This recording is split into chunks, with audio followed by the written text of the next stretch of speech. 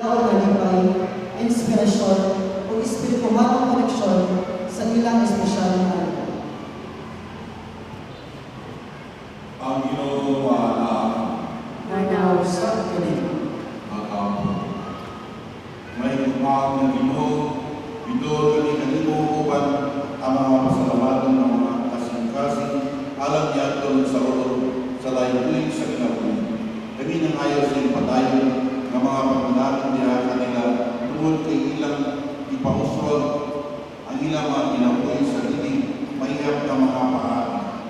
Sinawag na kini may limong usa ka painundong nagrasa sa kinabuhi kung puno na rin ang kasing-kasing sa pasalamat alang sa tanan ng mga tuwing na nanglaban. Kami nagangin sa Diyos sa pagbubo kaninyo uban sa iyang mga madadayaw ng mga panalangin o punon ang inyong mga kasing-kasing sa kalipay upang katawa o pagod sa tanan ng mga imbuhan. Hinawat na hatakan ang sa Diyos o kusog pangalipod niya ng kami sa mga panahon sa kalaysanan usa kagiyan at pahayag sa mga higayon sa kaibo. Kami ng mga pagkampo alam sa inyong kahinsog at kaayuhan buwan sa makaayo at pagkikap sa Diyos kanino.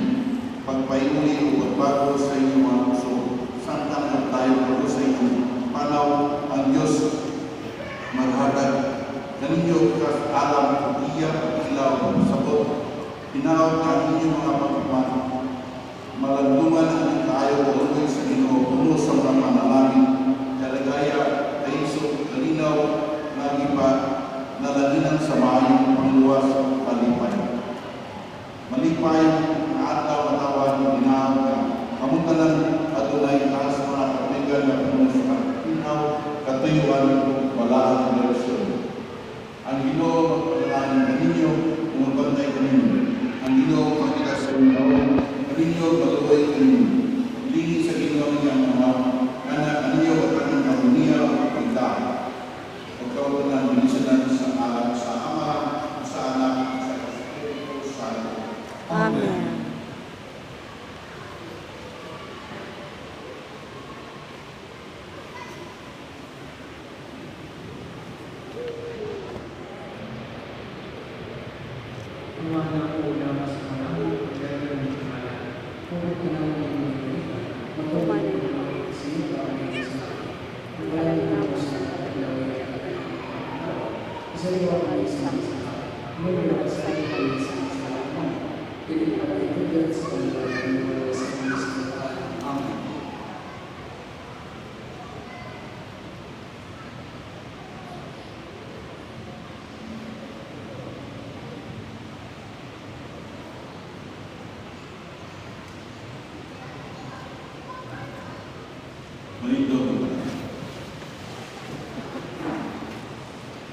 Ang Ginoo